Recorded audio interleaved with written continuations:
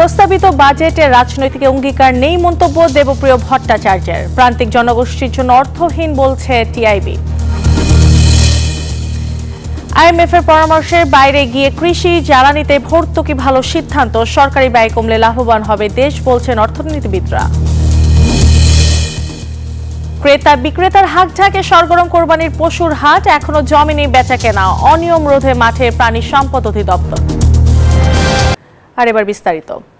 2024-25 অর্থ বছরের প্রস্তাবিত বাজেটের রাজনৈতিক অঙ্গীকার নেই বলে মন্তব্য করেছেন সেন্টার ফর পলিসি ডায়ালগ সিপিটির সম্মানীয় ফেলো ডক্টর দেবপ্রিয় ভট্টাচার্য। আর প্রান্তিক জনগোষ্ঠীর জন্য এই বাজেট অর্থহীন বলে মনে করেন ট্রান্সপারেন্সি ইন্টারন্যাশনাল বাংলাদেশ টিআইবির নির্বাহী পরিচালক ডক্টর ইফতেখারুজ্জামান।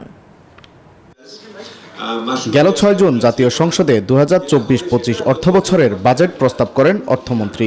আর এই বাজেটকে উচ্চাভিলাষী ও প্রান্তিক জনগোষ্ঠীর জন্য অর্থহীন বলে মনে করছেন বিশ্লেষকরা।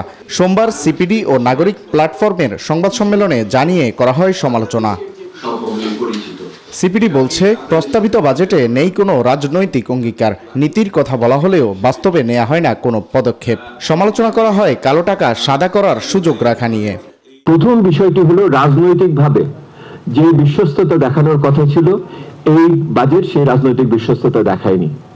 বাজেটের নীতিতে যেগুলি উল্লেখিত সেগুলির সাথে তার বরাদ্দ বা পদক্ষেপের আমরা সামঞ্জস্য খুঁজে পাই না। আর শেষ হলো, যেই বিষয়টি করা হয় সেটাতে আমরা দেখেছি অভিজ্ঞতাতে যে বরাদ্দর সাথে বাস্তবায়নের ক্ষেত্রে যে বড় ধরনের বৈপরীত্য রয়ে গেছে। আর প্রস্তাবিত বাজেটকে বৈষম্যমূলক ও দুর্নীতি সহায়ক বলে মনে করছেন টিআইবির নির্বাহী পরিচালক। বলেন, ধারাবাহিকভাবে ধ্বংস করে দেয়া হচ্ছে নৈতিকতার ভিত্তি। শুভঙ্করের ফাঁকিতে ভরপুর একটা বাজেট, এমন একটা বাজেট যেটা জবাবদিহিহীন প্রক্রিয়ায় বাস্তবায়নযোগ্য বাজেট। এটি দুর্নীতি সহায়ক এবং অনৈতিকতার বাজেট, স্মল বিজনেসের জন্য হস্টাইল বাজেট। ব্যাংক ও জ্বালানি খাত সংস্কারের বাজেটে কোনো আলোচনা নেই বলেও মন্তব্য বক্তাদের। বলেন, খেলাপিরাই নিয়ন্ত্রণ করছে ব্যাংকিং খাত। ওয়ালিদ সাকিব, নিউজ 24, ঢাকা। 2024-25 অর্থ বছরের প্রস্তাবিত বাজেট প্রণয়নকারীরা নিজেরাই বিশ্বাস করেন না মূল্যস্ফীতি 6.5% নামিয়ে আনা সম্ভব। তবে আইএমএফ এর পরামর্শের বাইরে গিয়ে প্রস্তাবিত বাজেটে কৃষি এবং বিদ্যুৎ জ্বালানি খাতে ভর্তুকি দেয়া ভালো সিদ্ধান্ত। পাশাপাশি সরকারের পরিচালন ব্যয় কমাতে পারলে আরও লাভবান হবে বাংলাদেশ। রাজধানীর একটি হোটেলে বাজেট নিয়ে আলোচনায় এসব কথা বলেন বিশিষ্ট অর্থনীতিবিদ ও বিশ্লেষকরা। 6.5% ইনফ্লেশন রেট নির্ধারণ কাগজে একটা নির্ধারণ ছাড়া কিছু না। কেউ এটা যিনি করেছেন তারাও আমার মনে হয় বিশ্বাস করে না এটা একটা অর্জনযোগ্য। কৃষি ভর্তুকি, এনার্জি ভর্তুকি এটা সাহস করে বলেছেন, যেটা আইএমএফ এর বাইরে। আইএমএফ এর একটা জুতা নিয়ে প্রত্যেকটা দেশে যায়, একই সাইজ পড়িয়ে দেয়। সরকারের উদ্দেশ্যে বলবো যে ব্যয়টা আপনারা সংকুচিত করেছেন কিন্তু কমান নেই, অর্থাৎ বৃদ্ধিটাকে কমানো হয়েছে কিন্তু কাট করা হবে, এইদিকে একটু নজর দেন। এবার স্যাভলন কোরবানির হাট আপডেট।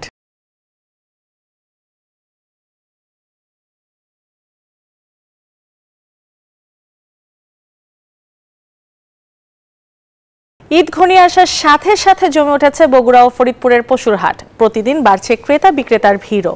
এবার ছোট ও মাঝারি গরুর চাহিদাও বেশি, তবে দাম নিয়ে রয়েছে মিশ্র প্রতিক্রিয়া। নিয়মিত হাট তদারকি করছে প্রাণী সম্পদ বিভাগ, নিরাপত্তায় কাজ করছে পুলিশ। আব্দুস সালাম বাবু ও খায়রুজ্জামান সোহাগের পাঠানো তথ্যে ডেস্ক রিপোর্ট। কোরবানির ঈদের বাকি আর মাত্র কয়েকদিন, তাই ধীরে ধীরে জমে উঠতে শুরু করেছে বগুড়া ও ফরিদপুর জেলার বিভিন্ন পশুর হাট। বিভিন্ন যানবাহনে করে হাটে আনা হচ্ছে গরু, চলছে ক্রেতা বিক্রেতার হাক ডাক। হাট ঘুরে ঘুরে পছন্দের পশু কিনছেন ক্রেতারা। ঈদের এখনো বেশ কয়েকদিন বাকি থাকায় দরদাম করছেন অনেকে। গত বছরের তুলনায় এবার দাম বেশি বলে দাবি তাদের। কোনো কোনো আটা বেশি যাচ্ছে, কোনো কোনো আটা কম যাচ্ছে, বাজার লোকের উপর ক্রেতার উপর বেসিস করে। এবারে একটু দাম বেশি, আর সাধারণত ছোট গরুর দাম অনেক বেশি। বাজেট ফেল হয়ে যাচ্ছে, আমাদের যে বাজেটটা সে বাজেট মানে অনেক বেশি হয়ে যাচ্ছে। বিক্রেতারা বলছেন গোখাদ্যের দাম বেশি হওয়ায় পশু লালন পালনে এবার খরচ বেড়েছে।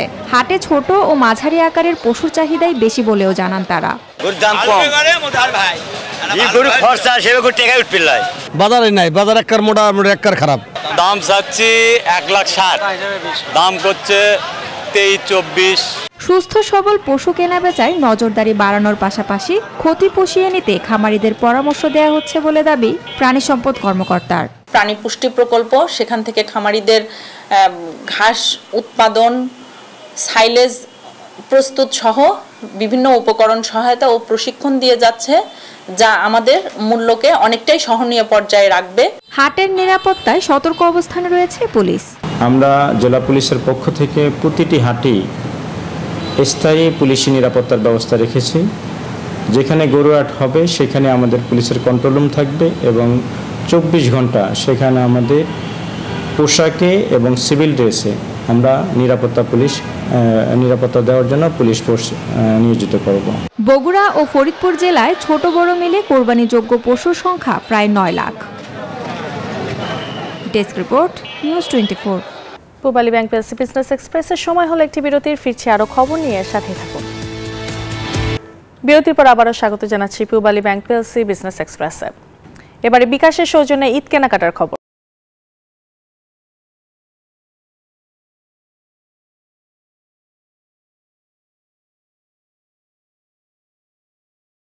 ঈদ কেনাকাটার খবরে আপনাদের সবাইকে স্বাগত জানাই। ঈদকে ঘিরে জমে উঠেছে ঈদের বাজার। আজ আমরা আছি রাজধানীর বসুন্ধরা সিটি শপিং কমপ্লেক্সের লুবনানের আউটলেটে। ঘুরে ঘুরে দেখব কি আছে তাদের স্টোরে।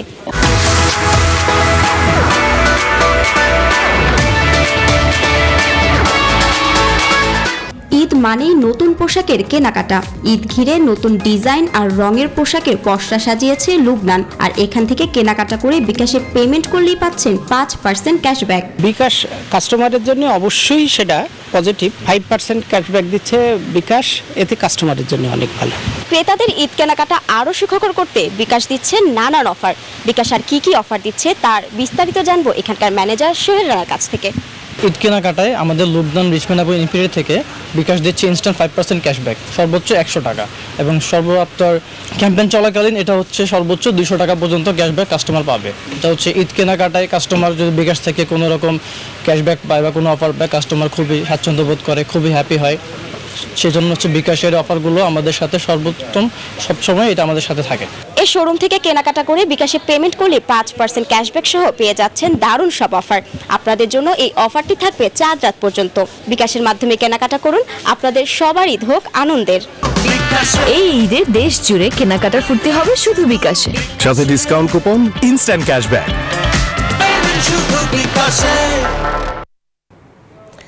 ইন্ডিপেন্ডেন্ট ইউনিভার্সিটি বাংলাদেশে বিশ্ববিদ্যালয় পর্যায়ে দেশের প্রথম ফাইন্যান্সিয়াল ট্রেডিং ল্যাব উদ্বোধন করা হয়েছে। বাংলাদেশ সিকিউরিটিজ অ্যান্ড এক্সচেঞ্জ কমিশনের চেয়ারম্যান অধ্যাপক শিবলি রুবায়াতুল ইসলাম প্রধান অতিথি হিসেবে ল্যাবের উদ্বোধন করেন। বাংলাদেশ ইনস্টিটিউট অফ ক্যাপিটাল মার্কেটের চেয়ারম্যান অধ্যাপক ডক্টর মোহাম্মদ তারেক, লঙ্কা বাংলা সিকিউরিটিজ লিমিটেডের ব্যবস্থাপনা পরিচালক মোহাম্মদ নাসির উদ্দিন চৌধুরী এবং ঢাকা স্টক এক্সচেঞ্জের পরিচালক অধ্যাপক ডক্টর আব্দুল আল মাহমুদ বিশেষ অতিথি ছিলেন। আইওবি ট্রাস্টি বোর্ডের চেয়ারম্যান দিদারে হোসেন, উপাচার্য অধ্যাপক তানভীর হাসান সহ উপাচার্য অধ্যাপক নিয়াজ আহমদ খান এবং স্কুল অফ বিজনেস অ্যান্ড এন্টারপ্রেনারশিপের ডিন অধ্যাপক মেহেরুন আহমেদ অনুষ্ঠানে বক্তব্য রাখেন।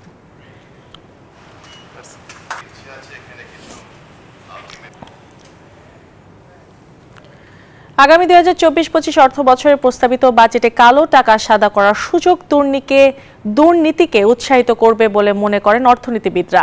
সোমবার ঢাকা বিশ্ববিদ্যালয় অর্থনীতি বিভাগ আয়োজিত জাতীয় বাজেট পর্যালোচনা 2024-25 শীর্ষক আলোচনায় এমন মত দেন তারা। মনে করি যে বাজেটে যেটা কালো টাকা সাদা করার যে প্রভিশনটা করা হয়েছে 15% ট্যাক্স দিয়ে, সেটাও আমরা যে একটা ন্যায্যতা ভিত্তিক সমাজের কথা বলি তার সাথে সঙ্গতিপূর্ণ না। আমি আশা করব যে এটা পার্লামেন্টে ডিবেটেড হবে। যারা সব ট্যাক্স পেয়ার তারা ট্যাক্স দিচ্ছেন বেশি করে, এবং যারা কালো টাকা যদি এরকম অ্যাকুমুলেটেড হয় তারা যদি এরকম একটা কম রেটে এটাকে সাদা করেন, এটা অ্যাট দ্য এন্ড দুর্নীতি অথবা কালো টাকাকেই উৎসাহিত করবে কিনা সেটা একটা প্রশ্ন। এবং সেক্ষেত্রে সংস্কারের কোনো বিকল্প নেই। আমাদের আর্থিক খাতের সংস্কার দরকার, কর খাতের সংস্কার দরকার, রপ্তানি বহুমুখীকরণ দরকার।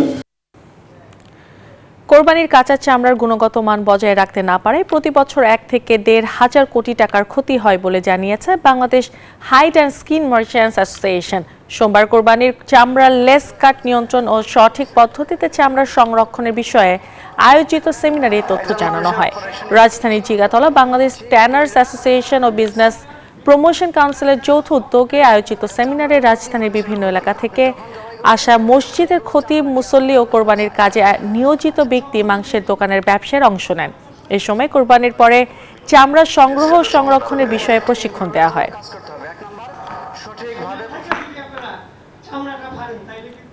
বেশি হয়ে গেছে, যে অংশটা কিন্তু একটা ভ্যালুয়েবল জবাই যে করছে, ঠিক রক্তটা কি হয়। আর এই ছিল পূবালী ব্যাংক পেসি বিজনেস এক্সপ্রেস এখনকার মতো আয়োজন। আরো সংবাদ ও বিশ্লেষণ জানতে ভিজিট করুন news24bd.tv। এতক্ষণ সাথে থাকার জন্য ধন্যবাদ সবাইকে।